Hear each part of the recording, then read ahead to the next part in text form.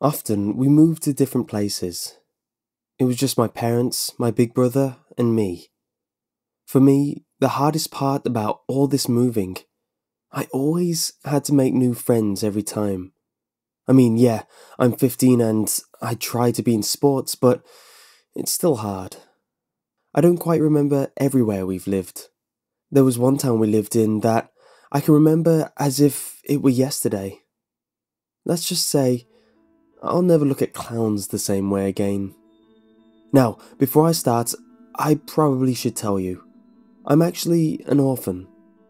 After my parents' death, my aunt and uncle adopted me, making my cousin more like my brother.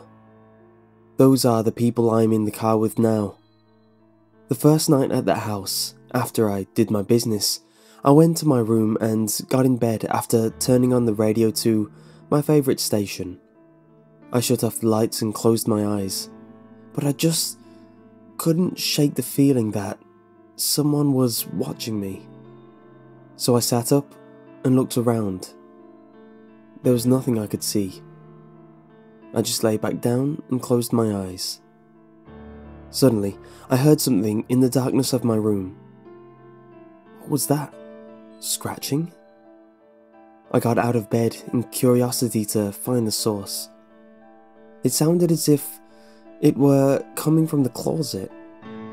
I looked at it, and the door itself was still.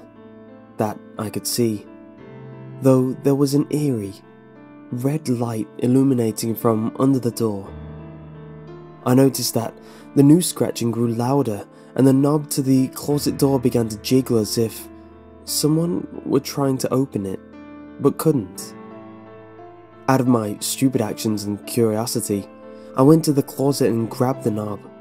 Everything suddenly stopped. I went ahead and grabbed the flashlight I kept near the head of my bed. I flipped it on and turned the knob. Then the door burst open and blew me back at the wall. I popped up from my bed, gasping for air and breathing heavily. I put my hand on my head. It was just a dream, I thought.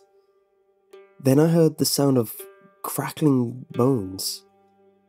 I froze and looked over towards the closet. I saw a silhouette, just standing there and staring at me. Its eyes were like matches, and they seemed as if they were trying to look into my soul. I was so scared I literally couldn't move. Soon, I built up the courage to grab the flashlight and turn it on. The figure was gone. I realized that there is a tapping outside my window. I decided to go check it out. I peeked through the blinds and saw the branch next to my window. That's what was making the tapping noise, I thought. I exhaled and turned. Then I looked up and screamed at the top of my lungs. There was a silhouette in the doorway. "Honey, are you okay?" a familiar voice said.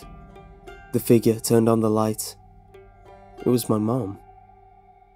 "I'm fine, Mom. It was just a nightmare." She walked to me and put her hand on my forehead. "You're burning up. Lie down and get some rest. You have school tomorrow," she said and led me to my bed. The next few nights were exactly the same. Creaks, scratches, the trembling of the closet doorknob, and seeing silhouettes. It got to the point that I told my parents about it. They told me not to worry, that it's probably just my mind playing games with me. I thought then that, yeah, it probably was. We were completely wrong. A couple nights later, the noise began again. I decided to just try get back to sleep. But there was something different tonight. Whispering. That never happened before. I sat up and the whispering stopped. But instead of just lying back down, I decided to get up and check it out. I stood there, motionless, as I felt warm breath on the back of my neck. I was paralyzed in fear. When I got the courage to turn, I saw a dark figure, and I flew back. The moonlight shining through the window had shown me a face that resembled that of a clown, except the face had blood smeared all over it. It jumped at me and I guarded my eyes. I didn't want to see that horrible, gruesome face before I died. But nothing happened. I saw it jump at me. I covered my face and looked around. Once I was able to get up and run, I ran out of my door and into the hallway. I looked around. Nothing was there. I let my eyes adjust to the darkness. What I saw next was the most terrible thing I have ever witnessed. Not only did I see the clown again, but the clown was pointing up at the ceiling above me. It had a smile that I could never forget, even if I tried. Then I felt a few drops of liquid fall upon my head and arm. I looked up and screamed. I almost wanted to cry, because what I saw up on the ceiling were my parents. There were knives stabbed into my dad. There was one through his heart, his head, the shoulder opposite the heart, and the thighs. My mom had a knife through her heart. Her mouth was sewn shut, and she was being hung, not to mention the fact that the bottom half of her was missing. I covered my mouth, horrified by the sight. I looked down.